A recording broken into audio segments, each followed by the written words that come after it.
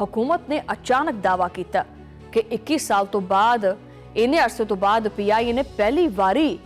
चंगा मुनाफा कमाया। हुकूमत की इस निजकारी की कोशिश दे विच इब्तदाई तौर के उत्ते 8 कंपनियां ने बड़ी फिर दिलचस्पी जाहिर की भी ये मामला तो ठीक है भी अगर इन्ना प्रॉफिट हो गया, लेकिन डेडलाइन तक 5 कंपनियां जिहड़ियां उन्हां दा जिहड़ा स्टेटमेंट ऑफ क्वालिफिकेशन है वो भी मसूल होया। और फिर अगे जाके हसस की तफसीलात उहदे ते गल करिए तो PIA दे कोले 75% हसस फरोख्त वास्ते बोली भी लाई जा रही है, जबकि कामयाब बोली दहिंदे दे कोले बकाया 25% खरीदण दा मौका भी है, जिस तो बाद 90 दिन की मोहलत दी जाएगी। इस 75% हसस की फरोख्त तो हासिल होने वाली रकम का 2/3 हिस्सा कामयाब बोली दहिंदा नूं 90 दिन दे विच अदा करना होएगा, जबकि जिहड़ी बाकी रकम है वो एक साल का उहदे उत्ते वक्त दिता जाएगा। और दिलचस्प गल इत्थे की है,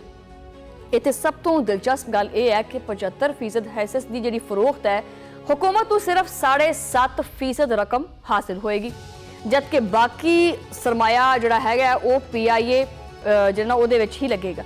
जिस तो बाद जहाज़ां की तादाद भी वधाई जाएगी और कारकर्दगी बेहतर बनाना इहदे विच शामिल है। माहिरीन दा की कहना है, माहिरीन का कहना है कि इस निजकारी तो हुकूमत नूं हर साल अरबों रुपया के नुकसान पहुंच रहे हैं और जिहड़ा ये नुकसान पहुंच रहा सी इस तो हुण निजात मिल जाएगी, जो कि PIA नूं चलाउण वास्ते खजाने तो अदा करती रही है। हुकूमत ने PIA दे वाजिबुल अदा कर्जियां विच भी 650 अरब रुपए तो ज़्यादा कर्जे PIA होल्डिंग कंपनी दे विच पा दिते।